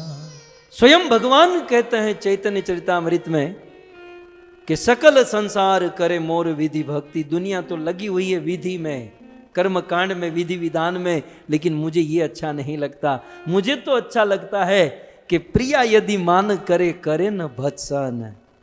कोई मेरी प्रिया बने और मेरी प्रिया बनकर मुझसे रूठे और फिर मैं उनके चरण पकड़ूं, मैं उनको मनाऊं और मान करके यदि वो गाली भी देते हैं तो वो गाली भी मुझे ब्रह्मा की स्तुति से भी अच्छी लगती है। सो नहीं स्वाद ब्रह्म स्तुति में, ऐसी ब्रज की मीठी गारी। ब्रजवासियों की गाली में जो आनंद है वो हा हा हु में नहीं है। ओम जय जगदीश हरे में वो आनंद, वो रस नहीं है जो प्रिया जी की गाली में है। ये कृष्ण का आनंद है और ये आनंद श्रीमती राधा रानी दे रही है। कंक्लूजन ये है, भ्रमर गीत है और भ्रमर गीत में कृष्ण उस भ्रमर को दूत समझकर राधे के जो उद्गार है उसे गलत मत समझिएगा, उसे भौतिक धरातल पर समझोगे अपराध कर बैठोगे। ये प्रत्येक शब्द यद्यपि कृष्ण को मतलब डांटे जा रहे हैं, क्रोध किए जा रहे हैं, लेकिन इसमें कृष्ण को परम आनंद का आस्वादन हो रहा है। हरे कृष्णा। धन्यवाद। आप सब भक्त इतने ऊंचे सब्जेक्ट को इतनी धैर्यता से श्रवण कर रहे हैं, आप सभी भक्तों का धन्यवाद। मैंने पहले ही कहा, जरूरी नहीं है कि सब समझ में आ जाए। जितना भी समझ में आए और समझ में न भी आए, इसे सुनना ही अपने आप में बहुत बड़ी चीज़ है। एटलीस्ट इतना तो पता चलता है कि भाई भ्रमर गीत है और उस भ्रमर गीत में प्रीति संदर्भ में कुछ प्रणय होता है, कुछ प्रजल्प, कुछ जल्प होते हैं। मतलब ऐसे माइंड में रहेगा तो सही ना, कुछ तो है। आज नहीं तो कल हमें ये सब समझना है।